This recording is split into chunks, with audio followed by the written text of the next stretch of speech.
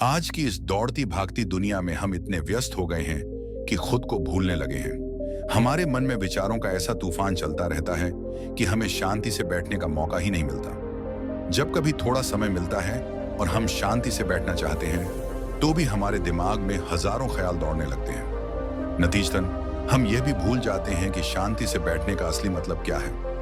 हमारा मन विचारों से इतना भर जाता है कि वह हमें स्थिर और शांत रहने ही नहीं देता। आज के इस वीडियो में हम बात करेंगे कि अपने मन के विचारों को कैसे साफ करें और दिमाग को शांत रखने का तरीका क्या है। एक बार की बात है, एक गुरु और उनका शिष्य सुनसान जंगल से गुजर रहे थे। चलते चलते शिष्य ने गुरु से सवाल किया, गुरुजी, ऐसा क्यों होता है कि कुछ लोग जिनके पास कुछ भी नहीं होता फिर भी सुखी और आनंदित रहते हैं, वहीं कुछ लोग जिनके पास सब कुछ है फिर भी उदास नजर आते हैं। गुरु ने मुस्कुराते हुए पास के एक मुरझाए हुए फूल की ओर इशारा किया और बोले, यह गहराई से सोचने और समझने की बात है। यदि यह फूल यह सोचे कि मैं कल मुरझा गया था या मैं भविष्य में फिर से मुरझा जाऊंगा, तो यह कभी भी अपनी पूरी खूबसूरती से खिल नहीं पाएगा। यह न अपने सुंदर स्वरूप में लौट पाएगा, न ही अपनी महक फैला पाएगा। गुरु ने आगे कहा, इंसान भी ठीक इसी तरह अतीत और भविष्य के जाल में उलझा रहता है। वह या तो अपने बीते हुए समय के दुखों में खोया रहता है या फिर भविष्य के अनिश्चित दुखों की चिंता करता रहता है। ऐसे में वह वर्तमान का आनंद नहीं ले पाता। जो व्यक्ति अपने अतीत की गलतियों और भविष्य की चिंताओं में डूबा रहता है, वह कभी भी सच्चा सुख अनुभव नहीं कर सकता। गुरु ने शिष्य को समझाया, जीवन का असली रहस्य यही है कि इसे केवल वर्तमान में जिया जाए। अतीत और भविष्य की कल्पनाएं केवल मनुष्य को अशांति और तनाव की ओर ले जाती है। इसलिए यह बेहद जरूरी है कि जैसे हम अपने शरीर की देखभाल करते हैं, वैसे ही हमें अपने मन और मस्तिष्क की सफाई भी समय समय पर करते रहनी चाहिए। उन्होंने यह भी कहा, जब आप अपने मन के विचारों की गंदगी साफ करेंगे, तो न केवल आपकी बुद्धि की क्षमता बढ़ेगी, बल्कि आप हमेशा आनंद में रहने का रहस्य भी समझ पाएंगे। इसलिए वर्तमान में जीना सीखिए और अपने मन की शांति को बनाए रखने के लिए नियमित रूप से इसके विचारों को साफ करते रहिए। यही सुखी और संतुलित जीवन का मूल मंत्र है। शिष्य ने गुरु से पूछा, गुरुदेव, इससे पहले कि हम मन और मस्तिष्क पर चर्चा शुरू करें, मैं यह समझना चाहता हूं कि ऐसा क्यों होता है कि जिनके पास सब कुछ होता है वे दुखी रहते हैं और जिनके पास कुछ भी नहीं होता वे अक्सर खुश और संतुष्ट नजर आते हैं। इसका रहस्य क्या है और इसके पीछे का कारण क्या हो सकता है? गुरु ने मुस्कुराते हुए उत्तर दिया, यह बात जीवन के अनुभव और दृष्टिकोण पर निर्भर करती है। जिन लोगों के पास सब कुछ होता है, वे अक्सर यह महसूस करते हैं कि उन्होंने भले ही सुख सुविधाएं जुटा ली हों, लेकिन उनके मन की शांति अब भी अधूरी है। उन्हें यह एहसास घेर लेता है कि उन्होंने जो कुछ भी हासिल किया है वह अंततः व्यर्थ है। वह अपनी इच्छाओं की पूर्ति के पीछे दौड़ते दौड़ते अपने मन को समझने और उसे जानने में असफल रह जाते हैं। जब यह एहसास गहराता है तो उन्हें लगता है कि उनकी सारी दौड़ धूप और मेहनत केवल क्षणिक चीजों के लिए थी, जो किसी सच्चे आनंद को जन्म नहीं दे सकी। गुरु ने आगे कहा, दूसरी ओर जिनके पास कुछ नहीं होता, उनके पास एक उम्मीद होती है, एक लालसा होती है। वही लालसा, वही सपने और भविष्य को बेहतर बनाने की चाहत उन्हें जीवन में ऊर्जा से भर देती है। वे हर दिन को एक नए अवसर की तरह देखते हैं और यह भावना उन्हें खुश और प्रेरित रखती है। गुरु ने पास में खड़े एक सूखे पेड़ की ओर इशारा करते हुए कहा, देखो, यह पेड़ कभी हरा भरा रहा होगा। इसके फल, पत्ते और छाया ने न जाने कितने पक्षियों और जानवरों को सहारा दिया होगा, लेकिन आज यह सूख चुका है। इसे अपने हरे भरे दिनों की याद नहीं है और न ही यह भविष्य की चिंता करता है। अगर यह पेड़ भी अतीत या भविष्य में खो जाता तो अपनी प्रकृति के अनुसार जी ही नहीं पाता। इसी तरह मनुष्य भी जीवन की दौड़ में यह भूल जाता है कि उसका अंतिम पड़ाव मृत्यु ही है। वह अपनी इच्छाओं और आकांक्षाओं में इतना खो जाता है कि यह देख ही नहीं पाता कि उसकी दौड़ उसे कहां लेकर जा रही है। गुरु ने गंभीर स्वर में कहा, इंसान हर दिन नई चीजें जुटाने में लगा रहता है। उसे लगता है कि इन चीजों से वह सच्चा सुख पालेगा, लेकिन वह यह भूल जाता है कि एक दिन सब कुछ यहीं रह जाएगा। उसका शरीर नश्वर है और उसकी सारी जमा पूंजी भी यहीं की यहीं रह जाएगी। इस दौड़ में वह अपनी खुशी, शांति और हंसी सब खो देता है। शिष्य ने जिज्ञासा पूर्वक पूछा, गुरुदेव, क्या एक गृहस्थ जीवन जीने वाला व्यक्ति भी उस आनंद की प्राप्ति कर सकता है जिसके बारे में आप बात कर रहे हैं? और यदि हां, तो उसे शुरुआत कहां से करनी चाहिए?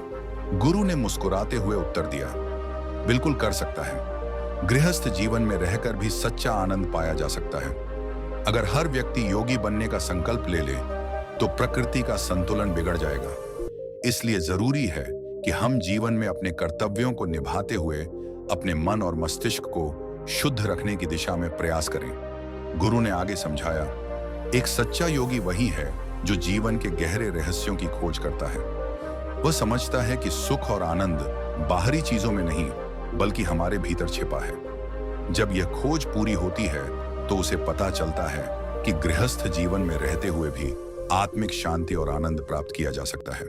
शुरुआत इसी समझ से होती है कि हमें अपने अतीत के दुखों और भविष्य की चिंताओं को छोड़कर वर्तमान में जीना सीखना चाहिए।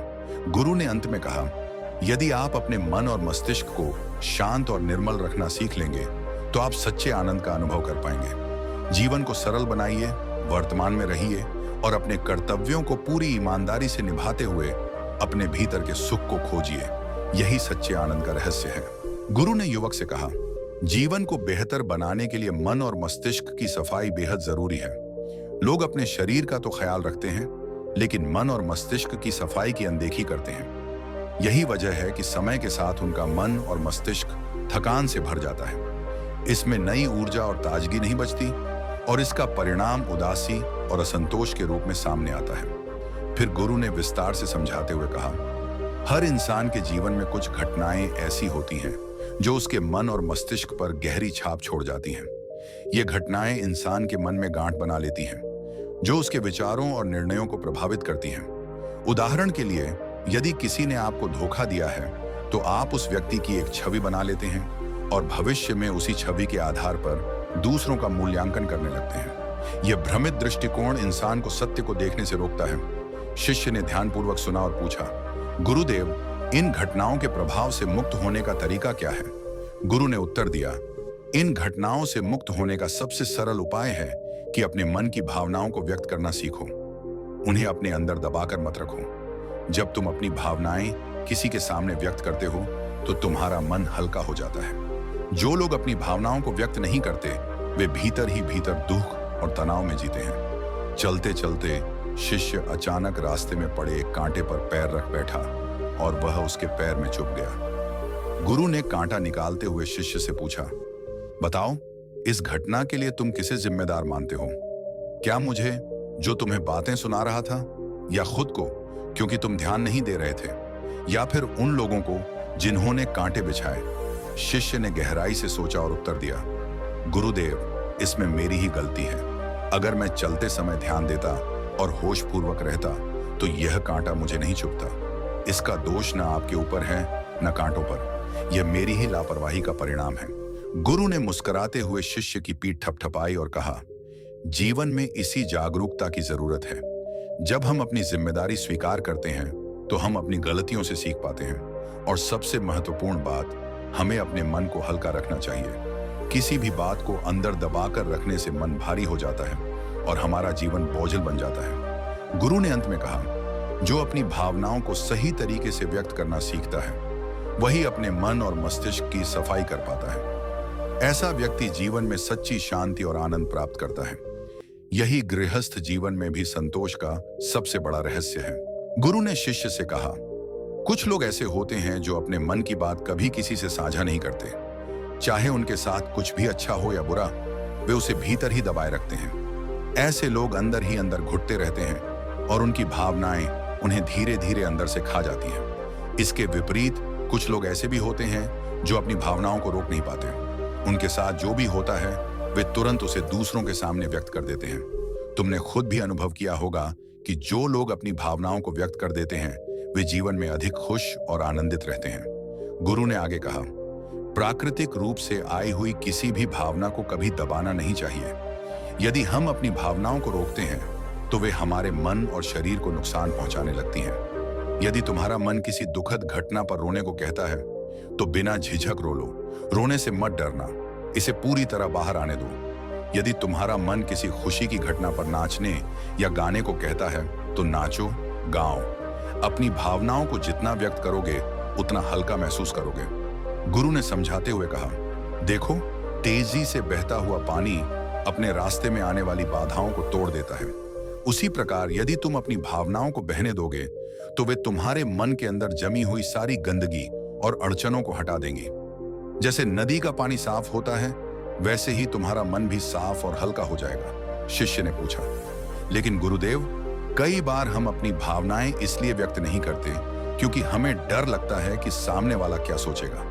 गुरु मुस्कुराए और बोले, यही तो सबसे बड़ी बाधा है। अधिकतर लोग इस डर में जीते हैं कि दूसरे उनके बारे में क्या सोचेंगे। लेकिन सच तो यह है कि यदि तुम अपनी भावनाएं व्यक्त नहीं करोगे तो यह डर तुम्हारे मन में हमेशा बना रहेगा।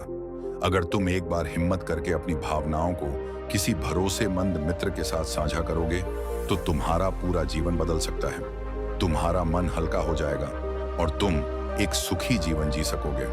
गुरु ने आगे कहा, यह आदत अगर तुम 21 दिनों तक लगातार अपनाओ तो तुम्हारा दिमाग भावनात्मक रूप से मुक्त हो जाएगा। ये 21 दिनों का अभ्यास इस प्रकार है।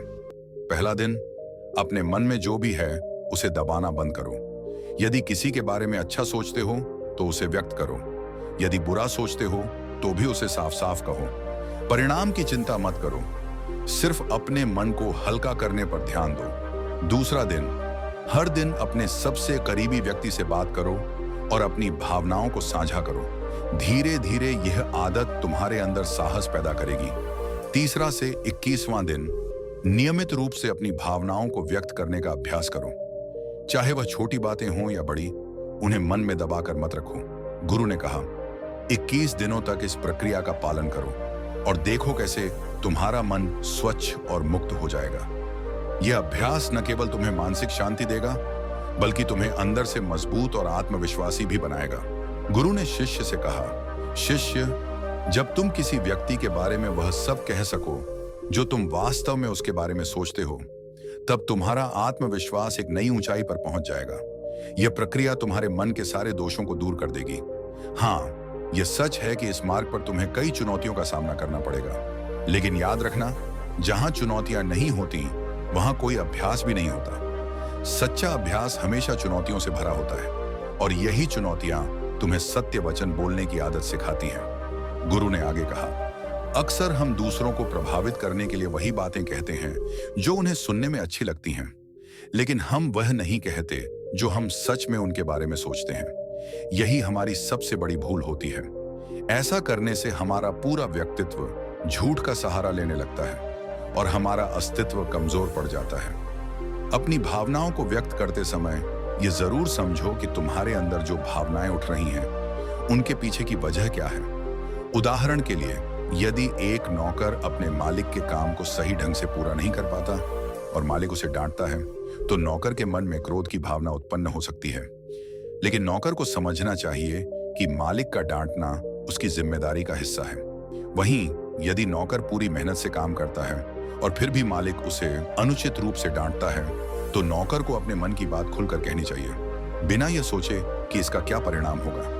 ऐसा करने से नौकर का आत्मसम्मान और आत्मविश्वास बरकरार रहेगा। यदि वह अपनी भावनाओं को दबा लेगा तो वह खुद की नजरों में ही गिर जाएगा। गुरु ने दूसरा अभ्यास समझाते हुए कहा, तुम्हारे जीवन में कम से कम एक ऐसा व्यक्ति होना चाहिए जिसके सामने तुम अपने दिल की हर बात खुलकर कह सको। चाहे बात अच्छी हो या बुरी, तुम बिना किसी डर के उसे अपनी सारी बातें बता सको। यह व्यक्ति ऐसा होना चाहिए जो तुम्हारी बातों को सुनकर तुम्हारे लिए कोई गलत छवि न बनाए। अपने दिन भर की घटनाओं को इस व्यक्ति से साझा करो, चाहे किसी के प्रति आकर्षण हो या किसी घटना से नाराजगी, सब कुछ कहने की कोशिश करो। ऐसा करने से तुम्हारे मन की भावनाएं और विचार बाहर आ जाएंगे और तुम्हारा मन हल्का और खाली हो जाएगा। गुरु ने तीसरा अभ्यास बताते हुए कहा, अपने मन को साफ और शांत रखने का एक और तरीका है, योग्य निद्रा का अभ्यास। सही समय पर सोने और पूरी नींद लेने से तुम्हारा मन स्वस्थ और तरोताजा रहेगा। गुरु और शिष्य यह बातें करते करते जंगल पार कर चुके थे और अपने आश्रम पहुंच गए थे। तो दोस्तों, इस कहानी से हमें यह सीख मिलती है कि अपने मन की भावनाओं को व्यक्त करना कितना जरूरी है। अगर यह वीडियो आपको पसंद आया हो तो इसे लाइक और शेयर जरूर करें। साथ ही हमारे चैनल द बुधा स्टोरी को सब्सक्राइब करना न भूलें और हाँ, कमेंट में नमो बुद्धाय जरूर लिखें। धन्यवाद।